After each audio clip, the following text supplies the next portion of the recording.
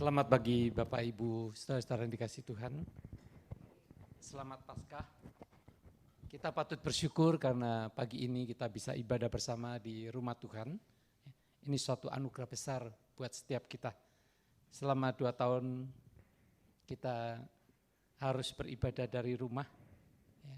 Tapi saya nggak tahu mulai kapan VTI sudah mulai onsite. Ya. Gereja kami sudah mulai onsite juga. Ya. Dan tetap ada yang di rumah juga untuk para lansia ya, yang kurang sehat ya. Kita tetap ada live streaming juga ya. Mari kita bersama-sama menyiapkan hati kita untuk mendengarkan firman Tuhan.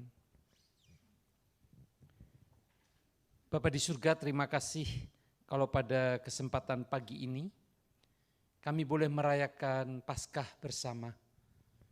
Khususnya dalam ibadah pagi ini, kami percaya Tuhan Kau hadir bersama dengan kami, dimanapun kami berada. Tuhan, biarlah Engkau berbicara kepada setiap kami. Kami juga berdoa ya Tuhan khususnya bagi para lansia dan juga mereka yang saat ini sedang terkena sakit ginjal. Ada yang lumpuh, Tuhan tolong, biarlah kuasa kebangkitan Tuhan nyatakan. Tuhan jamah dan sembuhkan mereka yang tidak bisa hadir bersama dengan kami dalam ibadah pagi ini. Kami menyiapkan hati kami untuk menerima firman-Mu. Roh Kudus menolong kami untuk mengerti kebenaran firman-Mu. Di dalam nama Tuhan Yesus kami berdoa, kami bersyukur. Amin. Saudara-saudara, tema yang diberikan kepada saya yaitu kubur yang kosong. Diambil dari Matius 28 ayat yang ke-1 dan 10. Ya, 1 sampai 10. Mari kita membaca bersama-sama. Matius 28 ayat 1 sampai 10.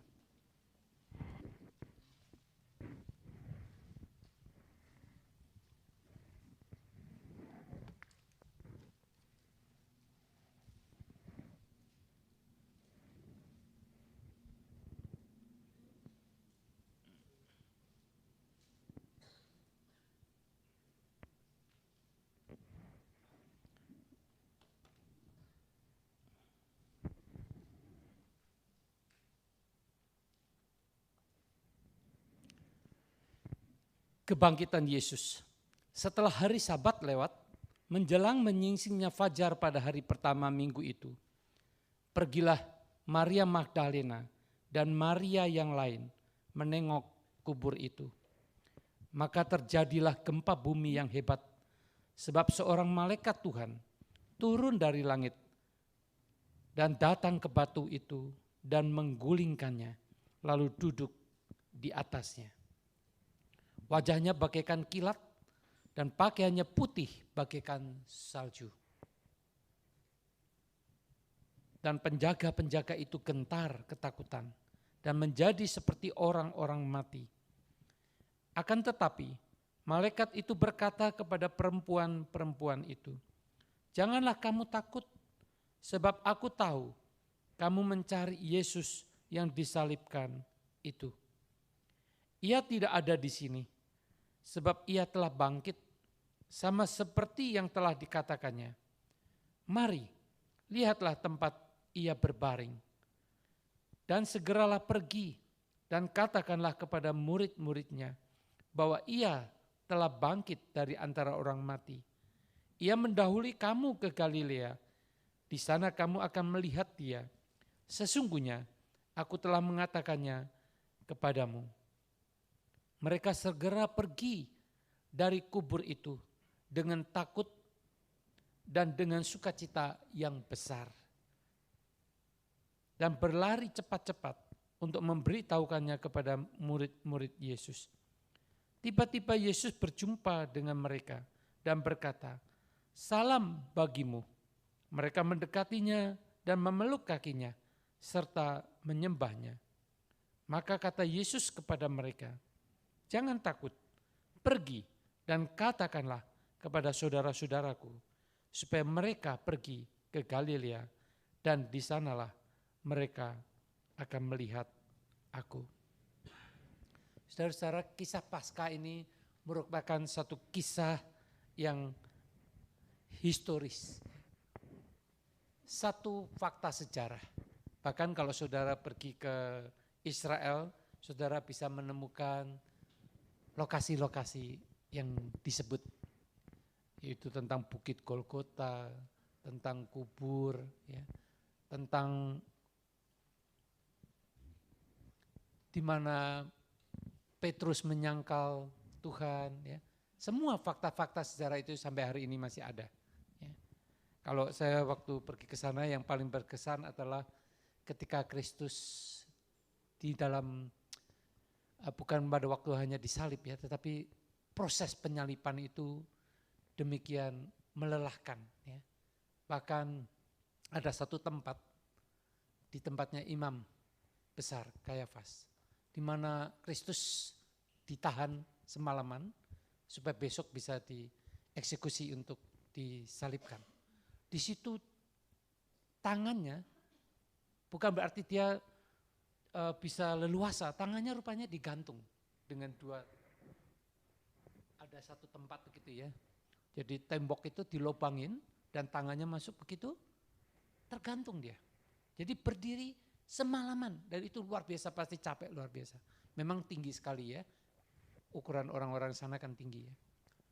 Saudara, saya membayangkan betapa capeknya.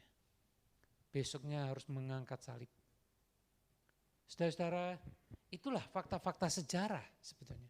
Dan di dalam proses kebangkitan, kalau kita melihat bagaimana para wanita, para perempuan-perempuan ini, ya, dia memang tidak menyangka bahwa hari itu adalah hari di mana Kristus akan bangkit.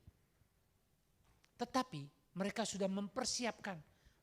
Mereka berjanjian, ayo kita bawa rempah-rempah. Besok pagi-pagi benar kita akan pergi ke sana. Karena ini hari ketiga di mana mereka akan mengunjungi kubur. Saudara-saudara, ketika mereka sampai di sana, mereka juga bingung. Batunya begitu besar. Disegel, dijaga oleh penjaga keamanan. Bagaimana bisa masuk ke dalam kubur itu? Siapa yang akan menggulingkan batu yang besar itu? Tidak mudah, saudara. Tetapi bagi Tuhan tidak ada yang sulit. Maria Magdalena, Maria ibu Yakobus, Salome, Yohana. Ya, kalau saudara membaca dari keempat Injil, saudara bisa mencantumkan nama-nama itu. Bahkan disebutkan ada perempuan lain yang bersama-sama rombongan pagi itu. Pagi-pagi benar ketika hari masih gelap. Dan sampai di sana fajar sudah mulai menyingsing. Matahari sudah mulai terbit. Apa yang terjadi, saudara, pagi itu?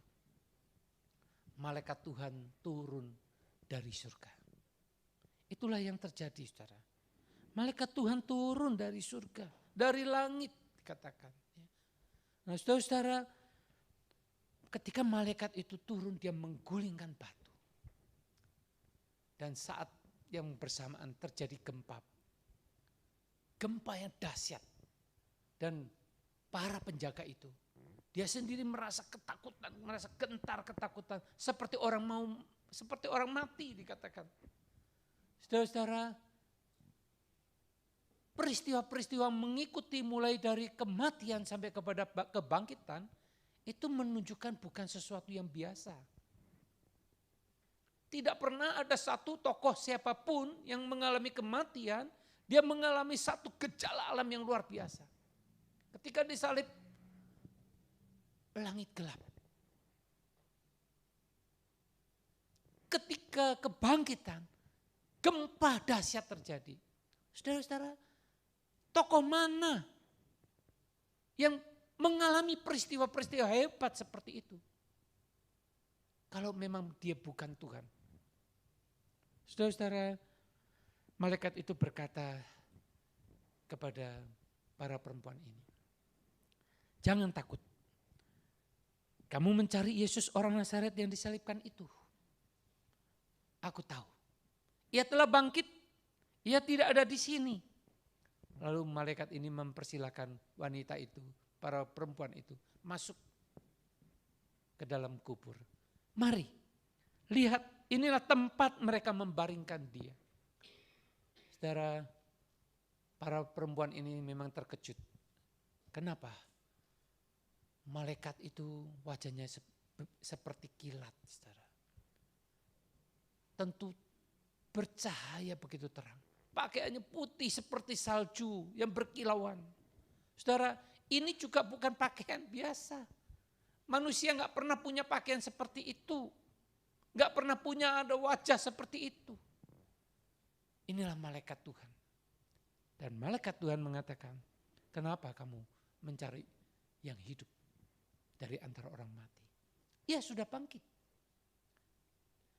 Ingat apa yang dikatakan. Kalau di dalam Lukas 24 ayat 6b sampai ayat 8 dikatakan, ingatlah apa yang dikatakannya kepada kamu ketika kamu masih di Galilea. Yaitu bahwa anak manusia harus diserahkan ke tangan orang-orang berdosa dan disalibkan. Dan akan bangkit pada hari yang ketiga. Maka teringatlah mereka akan perkataan Yesus itu. Saudara-saudara, para perempuan ini ketika datang, mereka belum ingat.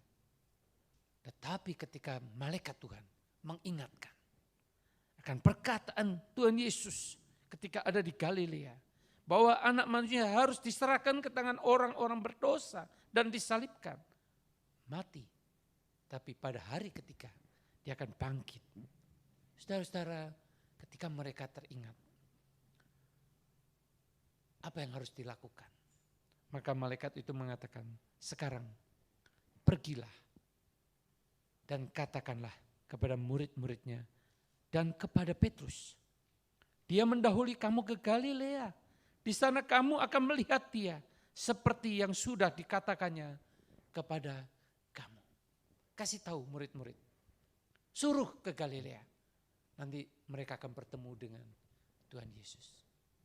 Saudara-saudara, kita melihat kebangkitan Kristus bukan satu kisah dongeng atau omong kosong.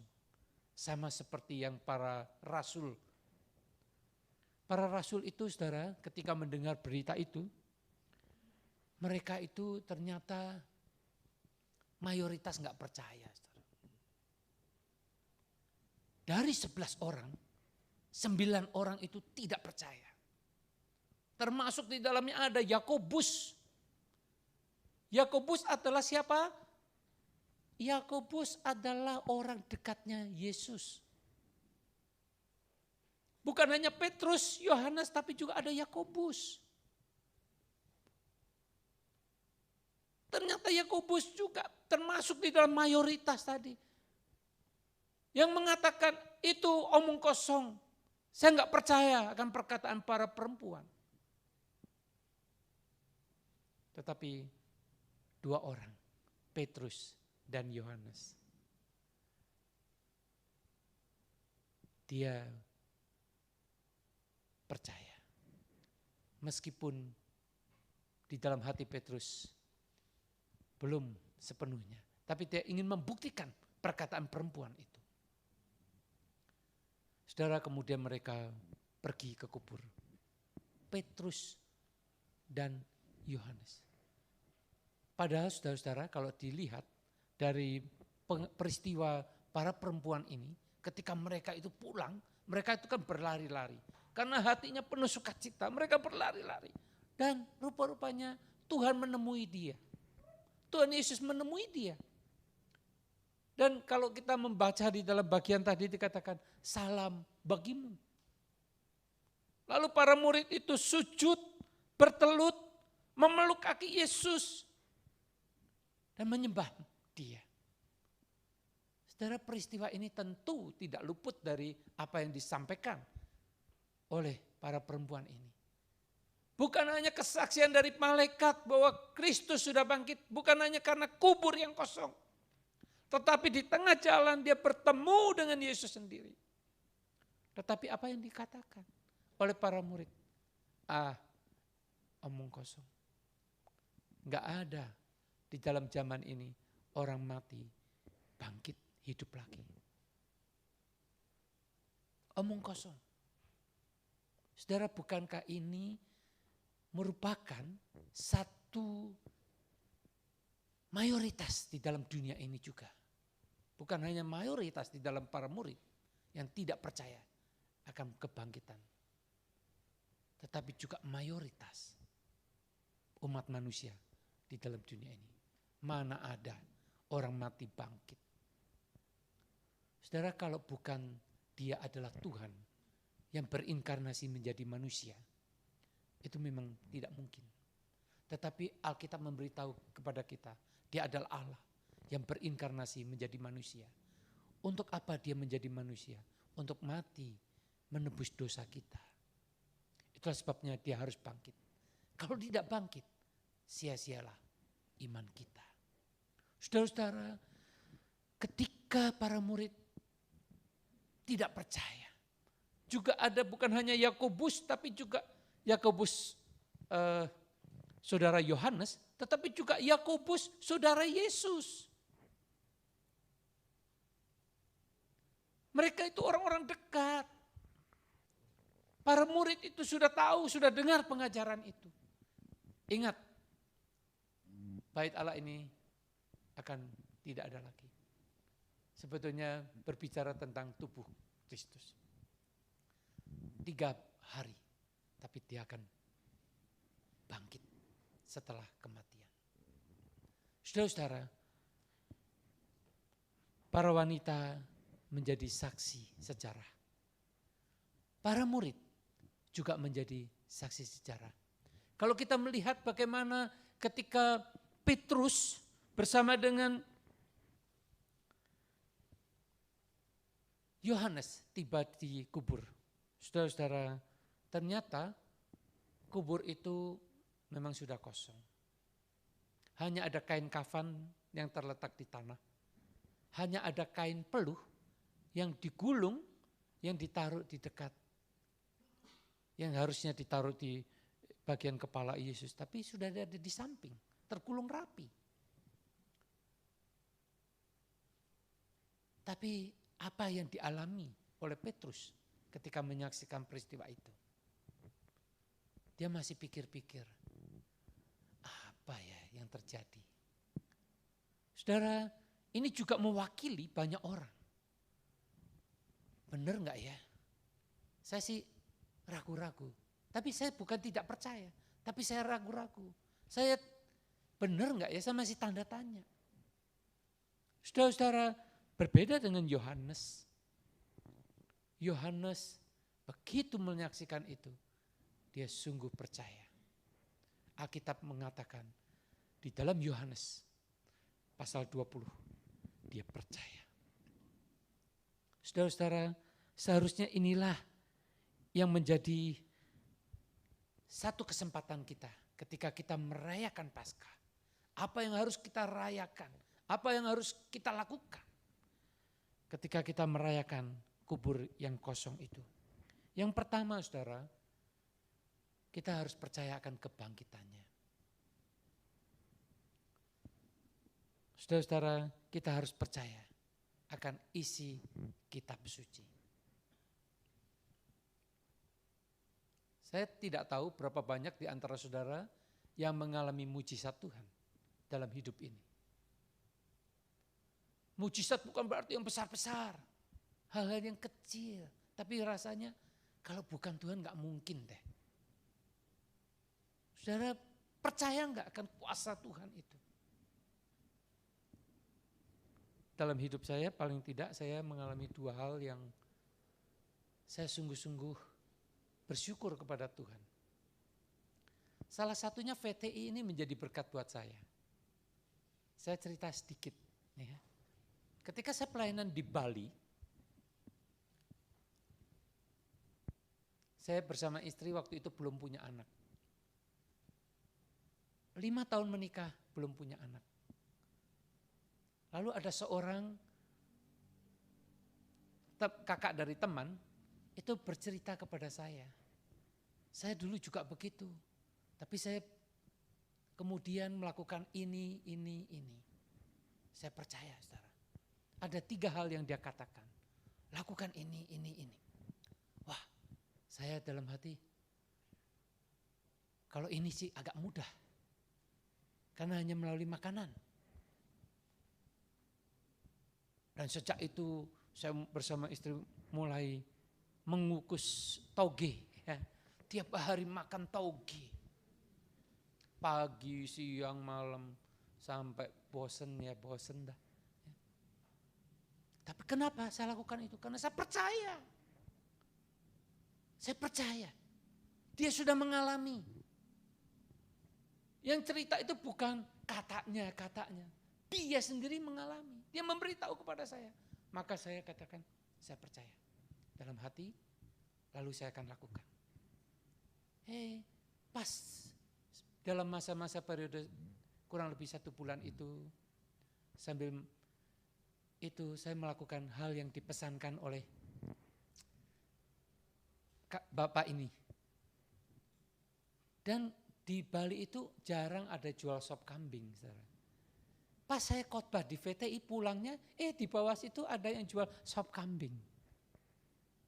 Jadi saya ingat, memang ini masa-masa di mana kami sedang menyuburkan masa-masa kesuburan buat kami berdua. Jadi saya mengikuti saran itu. Saya makan itu di sini dan kemudian saya pulang ke Bali tahun 98, tahun 99 berarti ya, ketika saya udah mau pulang. Dan kemudian saya diberitahu dan bahwa istri hamil, ya, kami tes istri hamil, wah senang sekali. Kemudian tahun 2000 saya pulang ke Jakarta, tahun 99 saya pulang ke Jakarta dan 2000 awal anak pertama saya lahir. Dalam usia yang saya sudah lanjut usia, saudara. Kenapa saya percaya, saudara? Karena mereka sudah mengalami. Saudara, kepercayaan ini begitu penting. Percayakan kebangkitan Kristus. Ini jauh lebih penting dari percaya tadi. Memang mujizat yang lain saya pernah alami juga.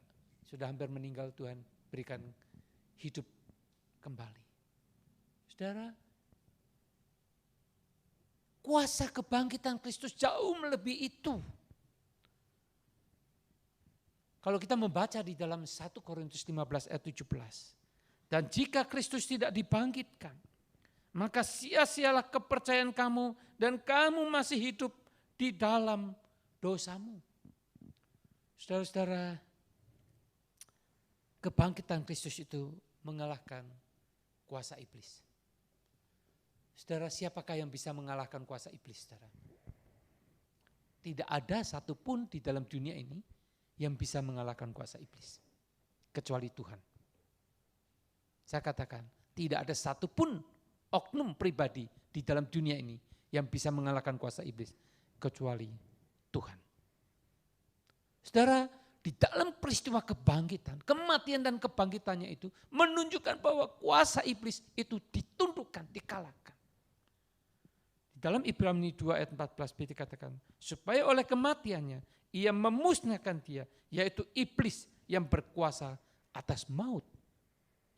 Saudara, iblis bukan hanya berkuasa atas dunia ini, tetapi juga dia karena kuasa dosa ada di dalam dia. Dan itu berakibat kepada kuasa maut. Saudara-saudara, siapa yang bisa mengalahkan itu? Melalui kuasa kebangkitan Kristus. Kalau kita membaca di dalam 1 Korintus 15 ayat 55 sampai ayat 57. Dikatakan, hai maut, di manakah kemenanganmu? Hai maut, di manakah sengatmu? Tadi kita menyanyikan lagu ini. Sengat maut ialah dosa. Dan kuasa dosa ialah hukum Taurat. Tetapi syukur kepada Allah yang telah memberikan kepada kita kemenangan oleh Yesus Kristus Tuhan kita.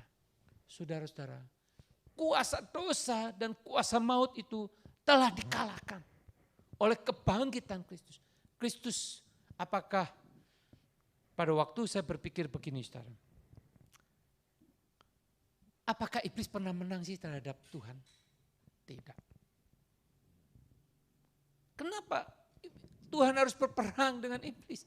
Yang adalah ciptaan yang jatuh. Tidak sebanding. Untuk apa dia harus berperang? Saudara, untuk apa Kristus harus mengalahkan iblis, dosa dan maut? Untuk kita orang percaya. Jadi kemenangannya ketika Kristus mengalahkan iblis, dosa dan maut itu bukan untuk dirinya. Tidak ada satupun untuk dia. Dia tidak pernah kalah. Dan dia nggak perlu berperang. Nggak sebanding, nggak selevel iblis dengan Tuhan. Tetapi saudara-saudara, karena untuk kita. Karena Kristus juga, Allah pernah berkata, siapa yang berdosa, itu harus menanggung dosanya sendiri. Di dalam Yehezkiel mengatakan, dosa ayah tidak ditanggung oleh anak. Dosa anak tidak ditanggung oleh ayah. Masing-masing menanggung dosanya sendiri. Yehezkiel pasal 4. Saudara-saudara, itulah sebabnya. Untuk keadilan perkataan firman Tuhan itu. Kristus harus menggenapi. Siapa yang berdosa harus mati. Dan Kristus menggantikan itu. Tetapi kayu salib tidak berhenti hanya sampai di situ. Kalau hanya sekedar Kristus mati, dia tidak dibangkitkan. Maka tidak ada faedahnya. Sia-sia iman kita. Itulah sebabnya harus melalui kebangkitan. Itulah menunjukkan bahwa dia menang atas semuanya itu. Saudara, ketika kita merayakan kubur kosong, ingatlah kita harus percaya kepada kebangkitannya. Ketika kita percaya kepada kebangkitannya, kita percaya juga bahwa kita ini satu saat akan dibangkitkan dengan tubuh kemuliaan. Itulah sebabnya di dalam 1 Korintus pasal 15 itu beruntut tentang kebangkitan Kristus, tentang kebangkitan tubuh, nanti kalau saudara membaca. Dan nasihat terakhir di dalam 1 Korintus 15 ayat 58, itu penting kita dengarkan. Karena itu saudara-saudaraku yang kekasih, berdirilah teguh, jangan goyah, dan giatlah selalu dalam pekerjaan Tuhan. Sebab kamu tahu bahwa dalam persekutuan dengan Tuhan, jeripayamu tidak sia-sia. Saudara-saudara, jeripayamu tidak sia-sia. Oleh sebab itu, 3 hal yang kita lakukan. Ketika kita percaya, kita tetap percaya kepada kitab suci. Isi kitab suci, semuanya. Kalau hal yang paling besar aja ditepati oleh Tuhan. Apakah lagi dengan janji-janjinya yang mungkin hanya untuk kebutuhan, untuk keperluan di dalam hidup ini saja. Untuk kebutuhan hidup yang kekal saja dilakukannya. Apalagi untuk kebutuhan hidup sehari-hari. Percayakah saudara? Kita harus percaya akan seluruh isi kitab suci. Oleh karena seluruh kitab suci yang paling besar, yang paling dahsyat, yaitu kematian dan kebangkitan Kristus, yaitu karya penebusan, keselamatan. Kalau saudara membaca di dalam seluruh kitab suci, itu intinya adalah bagaimana Allah mengasihi, menyelamatkan manusia yang berdosa. Itulah sebabnya ketika di dalam kitab Kejadian, di dalam awal-awal sudah dikatakan, manusia jatuh dalam dosa. Sejak itu sejarah manusia begitu kelam sampai pada Kristus datang. Ada satu pengharapan besar. Janji itu mulai ditepati. Allah, Sang Mesias itu datang. Dan kita yang hidup pada zaman ini adalah zaman di mana orang yang percaya kepada yang sudah datang. Di dalam zaman Abraham, mereka percaya Mesias yang akan datang.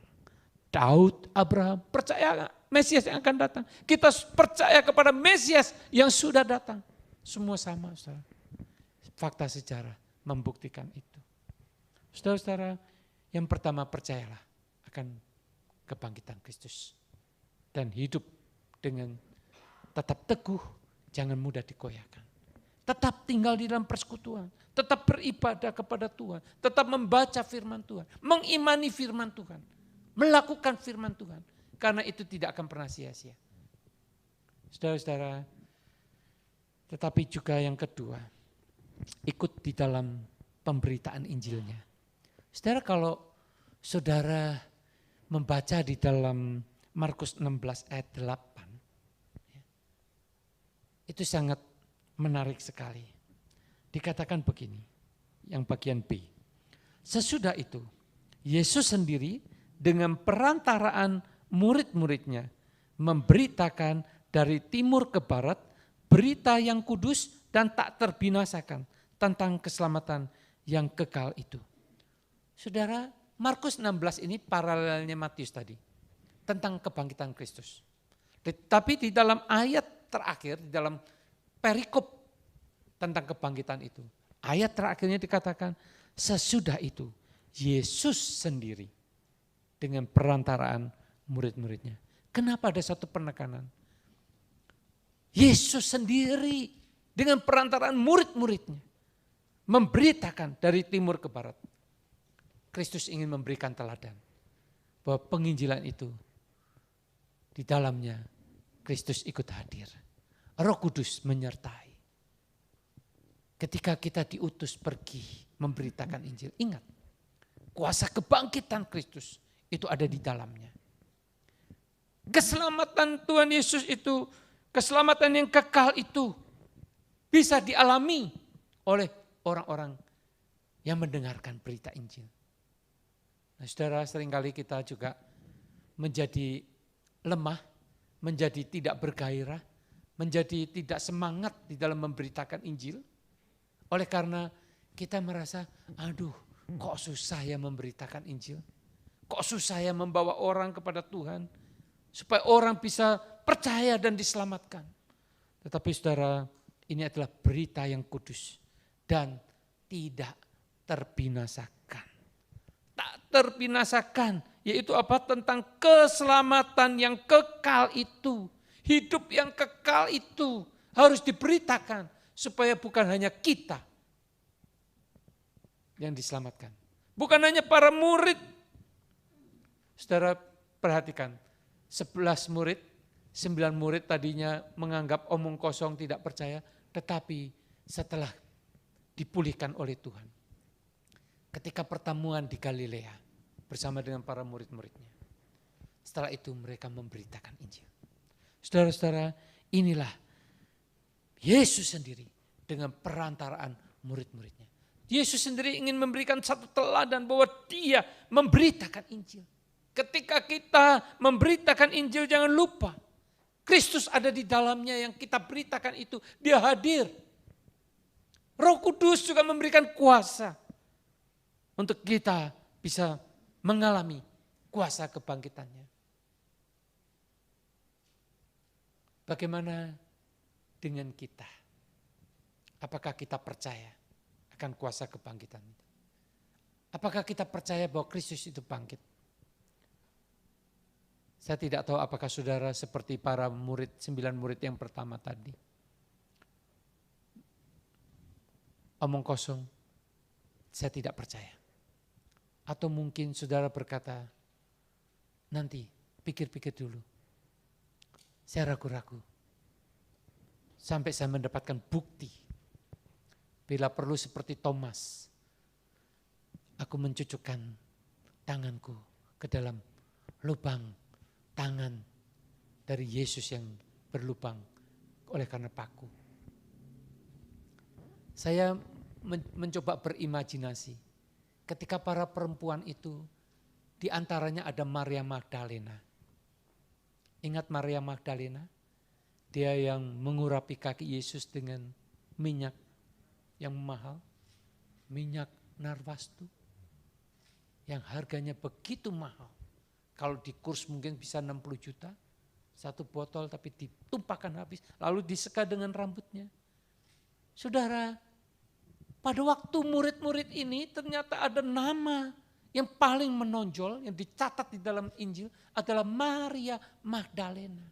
Dan dialah yang juga memeluk kaki Yesus, menyembah di kaki Yesus. Saudara bayangkan ketika dia melihat, saya tidak tahu apakah kaki Yesus juga berlubang seperti tangan. Alkitab mengatakan tangannya berlubang. Tetapi saya membayangkan kalau tangannya berlubang, kakinya pun kan dipaku juga berlubang. Bagaimana perasaan Maria Magdalena ketika menyaksikan kaki Yesus yang waktu itu dia usap, dia bersihkan dengan rambutnya.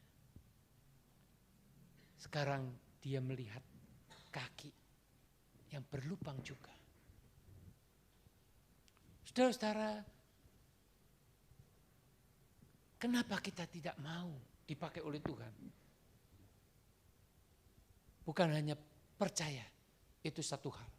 Kita percaya, tapi bukan berhenti sampai di situ. Alkitab mengajarkan kita, ketika kita mau merayakan Paskah, merayakan kebangkitan, pertama kita percaya, kedua kita harus memberitakan tentang kebangkitan itu. Kalau kita mau merayakan, mau tidak mau, kita harus memberitakan kebangkitan itu. Mari kita masuk di dalam doa. Bapa di surga, terima kasih untuk firman-Mu yang mengajar kepada kami. Ajar kami memiliki satu keberanian untuk bukan hanya beriman. Bahkan mungkin ketika kami beriman, banyak orang akan mengucilkan, akan merendahkan, akan menghina. Tapi Tuhan, ajar kami untuk sungguh-sungguh tidak digoyahkan oleh apapun. Bahkan ketika kami menghadapi pencobaan, kami harus percaya. Ketika kami harus menghadapi penderitaan, kami pun percaya Tuhan tidak pernah meninggalkan kami. Karena kuasa iblis, kuasa dosa sudah dikalahkan. Ajar kami Tuhan untuk melakukan apa yang Tuhan kehendaki dalam hidup kami. Di dalam nama Tuhan Yesus,